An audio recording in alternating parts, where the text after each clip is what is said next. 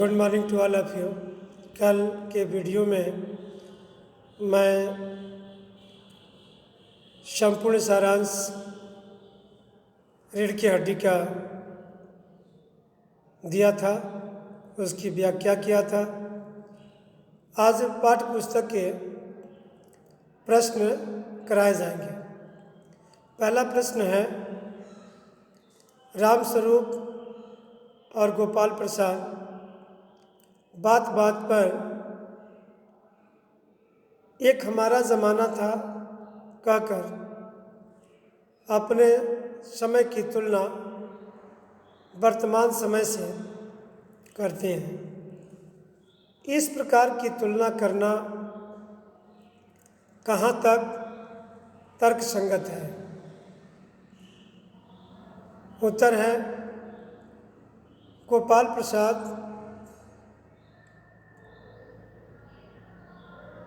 और रामस्वरूप दोनों पुराने ज़माने के बुजुर्ग हैं। दोनों को वर्तमान ज़माने की तुलना में अपना ज़माना याद आता है। ये यादें स्वाभाविक हैं। इन यादों के लिए इन्हें प्रयत्न नहीं करना पड़ता, ये अपने आप में आती हैं। इन तुलनाओं को दूसरों के सामने प्रकट करके उन्हें नीचा दिखाना गलत है। यह तर्कसंगत नहीं है। ऐसा करने से बुजुर्ग लोग अपने हाथों में ऐसा हथियार ले लेते हैं जिसकी काट वर्तमान पीढ़ी के पास नहीं होती। यूँ भी हर ज़माने की अपनी स्थितियाँ होती हैं।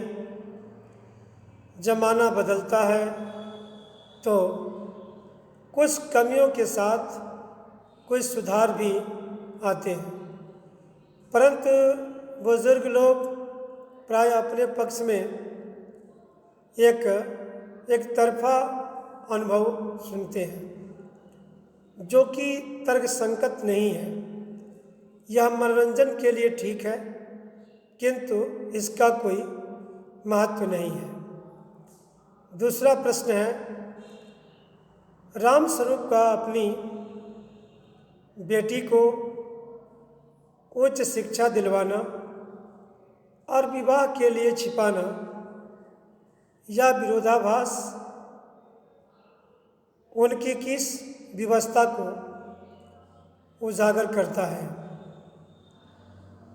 उत्तर है, रामस्वरूप अपनी बेटी को बीए तक पढ़ाते हैं। वह उसे उच्च शिक्षा दिलवाना अपना पवित्र कर्तव्य मानते हैं। जब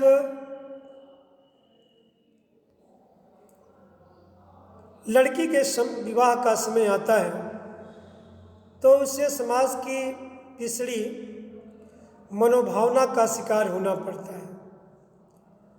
लोग शिक्षित बहू को स्वीकार करने को तैयार नहीं है।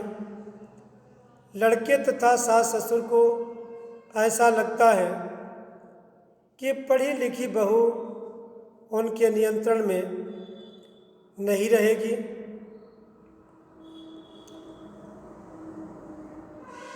वह बात बात पर नखरे करेगी, विरोध करेगी, प्रश्न करेगी तथा उन्हें चुनौती देगी।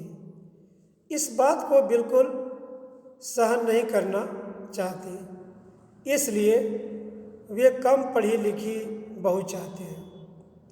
इस कारण रामस्वरूप और उमा की स्थिति विचित्र हो जाती है। उन्हें विवाह के लिए उमा की उच्च शिक्षा को छिपाने के लिए मजबूर होना पड़ता है। अगला प्रश्न है, अपनी बेटी का रिश्ता तय करने के लिए रामस्वरूप उमा से जिस प्रकार के व्यवहार की अपेक्षा कर रहे हैं वह उचित क्यों नहीं है?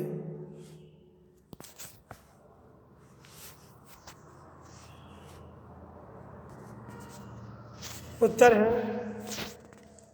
अपनी बेटी का रिश्ता तय करने के लिए रामस्वरूप अपनी बेटी से अपेक्षा करते हैं कि वह तैयार होकर सुंदर रूप में मेहमानों के पास आए।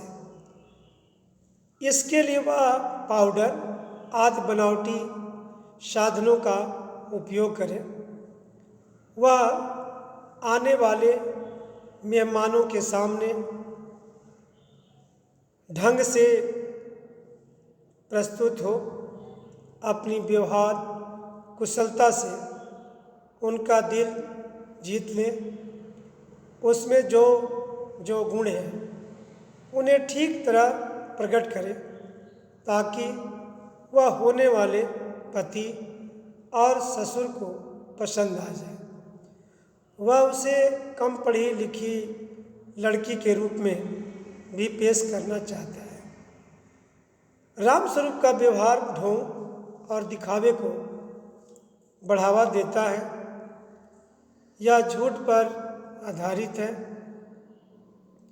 बीए पढ़ी लिखी होकर भी उसे मैट्रिक बताना सरासर धोखा है। ऐसी ठगी पर खड़े रिश्ते कभी टिकाऊ नहीं होते। इस प्रकार पाउडर लगाकर सुंदर दिखना ये धोखे में रखने जैसा है। रामस्वरूप के व्यवहार को हम उचित नहीं कह सकते। अगला प्रश्न है, गोपाल प्रसाद विवाह को बिजनेस मानते हैं और रामस्वरूप अपनी बेटी की उच्च शिक्षा छिपाते हैं। क्या आप जानते हैं कि दोनों ही समान रूप से अपराधी हैं? अपने विचार लिखें।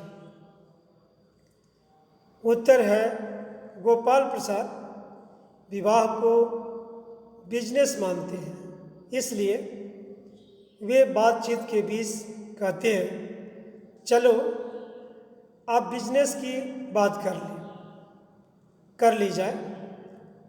शादी को व्यवसाय मानना पाप है। इससे मानव तथा मानवीय संबंधों की गरिमा कम होती है।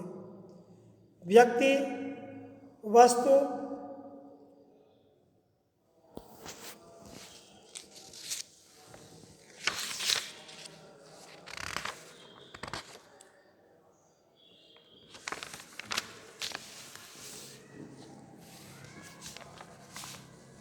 वस्तु में बदल जाता है।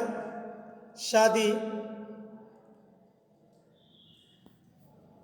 एक व्यापार या धंधा बन जाता है।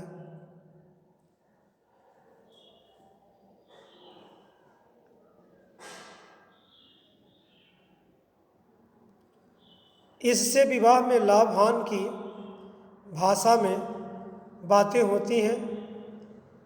संबंधों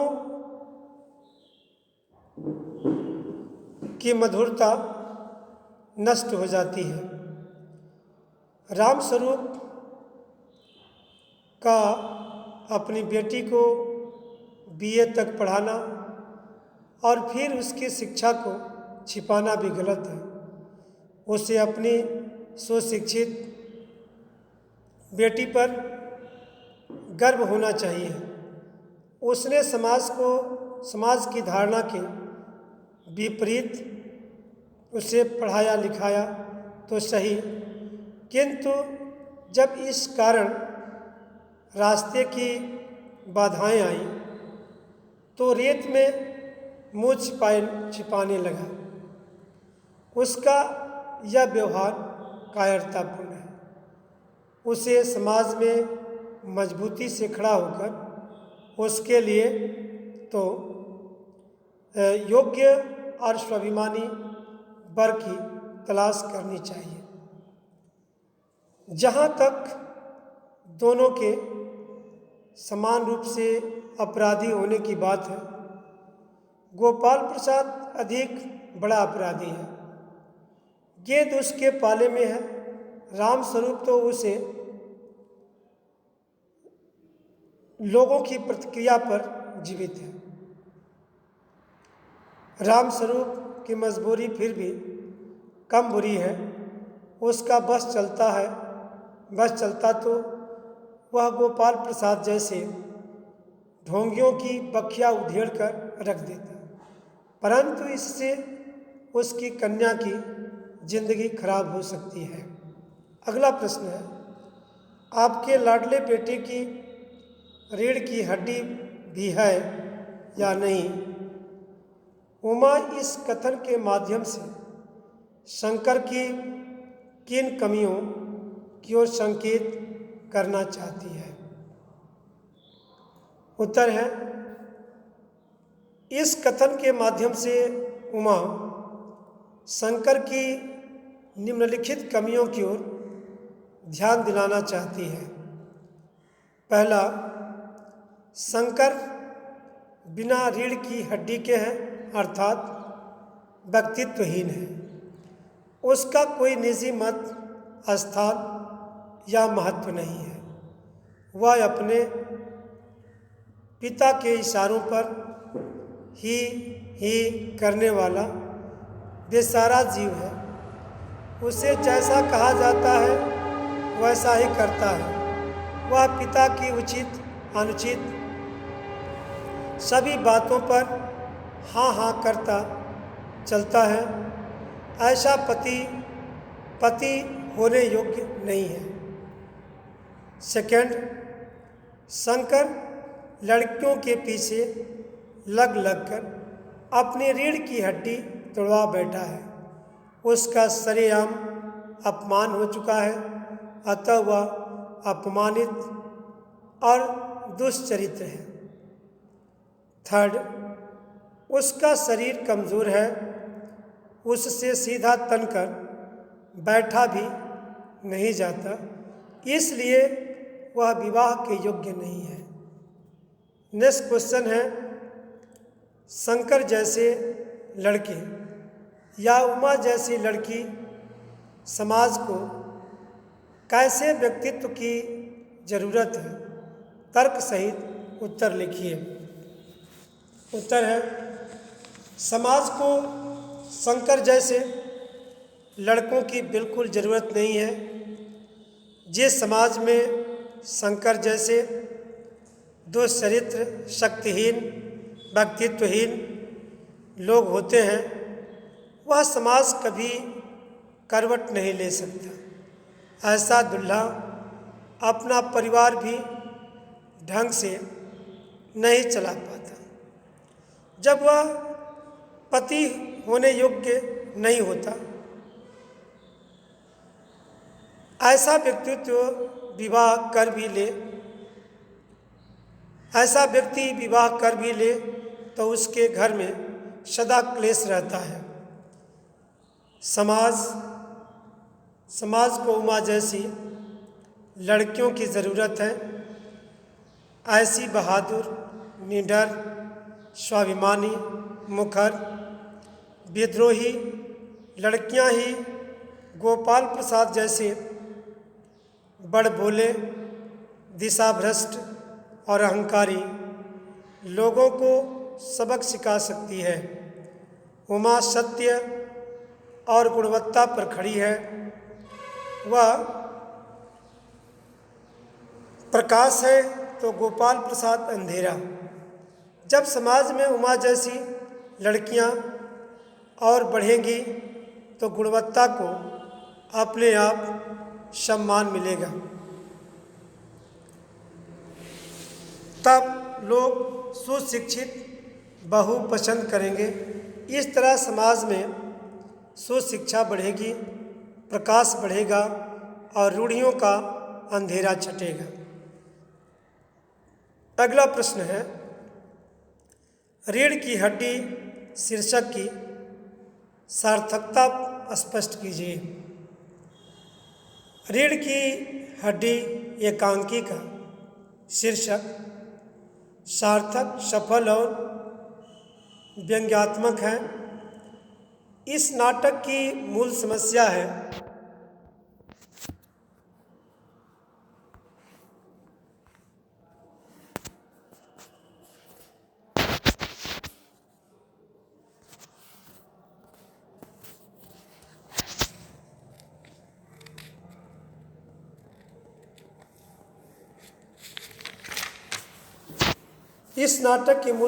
है व्यक्तित्वहीन होना। यदि शंकर समझदार और व्यक्तित्व संपन्न युवक होता तो गोपाल प्रसाद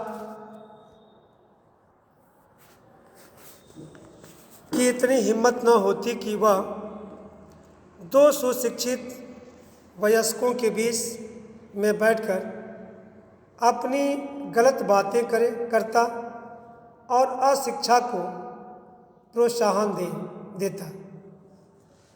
कम पढ़ी लिखी बहू चाहना गोपाल प्रसाद की ज़रूरत हो सकती है, शंकर की नहीं। अगर शंकर अपने पिता के रूप दाब के आगे जो भी नहीं कर सकता, बल्कि उनकी हाँ में हाँ मिलाता है, तो वह उसकी कायरता है।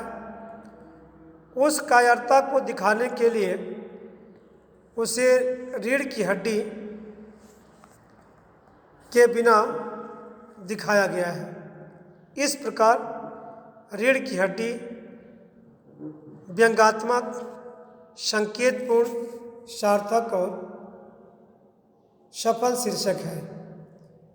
एक अच्छे शीर्षक में जिज्ञासा होनी चाहिए जो पाठक को आतुर कर दे।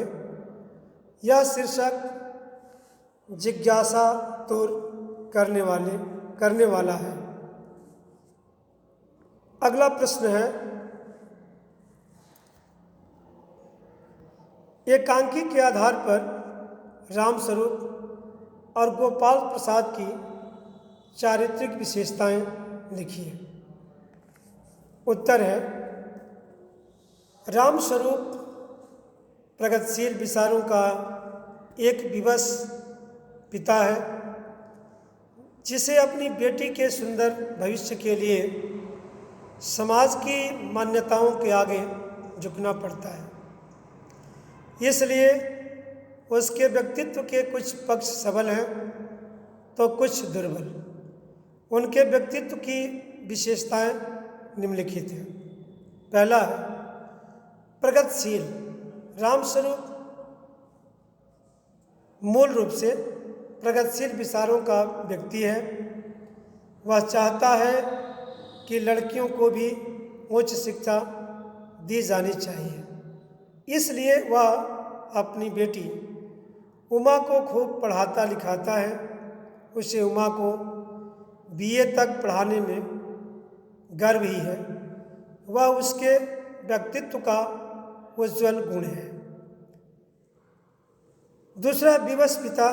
रामस्वरूप की दुर्बलता यह है कि वह बेटी उमा की शादी अपने जैसे अच्छे खानदान में करना चाहता है, किंतु अच्छे खानदानों में अधिक पढ़ी लिखी बहू को स्वीकार नहीं किया जाता।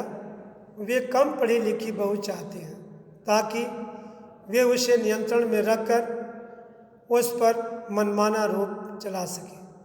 यही रामस्वरूप दुर्बल हो जाता है।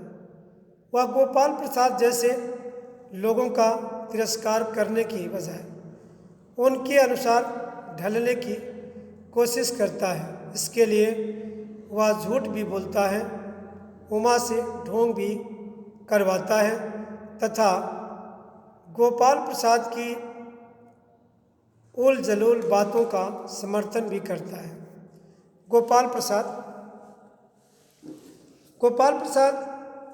समाज की सड़ी गली यथास्थितिवादी भावनाओं का प्रतिनिधि है। वह पुरुष प्रधान समाज का वह अंग है जो चली आ रही रूढ़ियों को जैसे तैसे सही सिद्ध करता हुआ अपना दबदबा बनाए रखना चाहता है। उसकी चारित्रिक विशेषताएं इस प्रकार है। पहला है बड़बोलेपन। गोपाल प्रसाद बड़बोला व्यक्ति है। वह अपनी विशेषताओं का बखान करने में चूक नहीं करता। नए ज़माने की तुलना में अपने ज़माने की अच्छाई का वर्णन करता है, खाने पीने की बात करता है, अपने शरीर की ताकत का वर्णन करता है तथा मैट्रिक को बढ़ा चढ़ाकर दिखाने की कोशिश करता है। वह ऊंचे ऊंचे स्वर में बिना सर्व संकोच के बोलता चला जाता है। गोपाल प्रसाद बोलने में चतुर है। वह बेटी की शादी को बिजनेस समझता है, इसलिए वह घाटे का सौदा नहीं करना चाहता। वह होने वाली बहू को जांच परख करके शादी करना चाहता है। जैसे ही उसने उमा के आँख पर चश्मा देखा, उसने चश्मे की जिक्र कर दी, पढ़ाई लिखाई की जिक्र की, संगीत, पेंटिंग, सिलाई की जिक्र की। इन तमाम योग्यताओं की परख उसने किया। वह ऐसी सर्वांगपूर्ण बहू चाहता है जो उसके कहने के अनुसार चल सके, इसलिए वह मैट्रिक से अधिक पढ़ी लिखी बहू नहीं चाहता है। गोपाल प्रसाद स्वभाव के हंसमुख व्यक्ति हैं। वह इधर उधर की चुटकी बातें करके सबका मन बहलाना चाहते हैं। गोपाल प्रसाद वकील से पेशे से वकील हैं। पढ़ाई लिखाई पर लड़कों का अधिकार मानते हैं, लड़कियों का नहीं। उनके शब्दों में कुछ बातें दुनिया में ऐसी हैं जो सिर्फ मर्दों के लिए है, और ऊंची तालीम भी ऐसी चीज़ों में से एक है। गोपाल प्रसाद अपनी गलत ठीक बातों को सही सिद्ध करना जानते हैं। इसके लिए वह तर्क न करके जोर जोर से बोलता है तथा दूसरों पर हावी होकर बात करता है। उसकी अशब्द भरी कुतर्क शैली का उदाहरण देखिए। भला चाहिए इन अक्ल के ठेकेदारों से कि क्या लड़कों की पढ़ाई और लड़कियों की पढ़ाई एक बात है। जनाब, मोर के पंख होते हैं मोरनी के नहीं, शेर के बाल होते हैं शेरनी के नहीं। Thank you.